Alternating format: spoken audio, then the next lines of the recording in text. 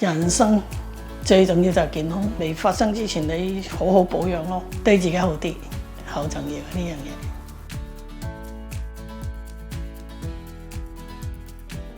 腫啦，隻腳行路都拖住咁樣行咯。2月尾去旅行，翻嚟就開始啦。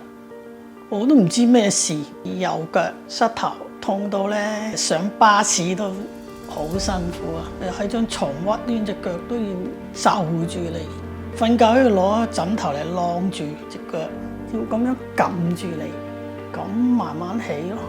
之前我都有去其他地方搞嘅，跌打啦，咪食藥咯，止一止咯。我開始翻唔到工啊，唔行到咁滯，你點樣翻工啫？但係做唔到嘢咁點算啊？都唔算好老啊，係咪先？係我自己上網睇揾到呢個方法咯，機能再生咯，好有心機啦，了解個情況啦，點樣去跟進啦。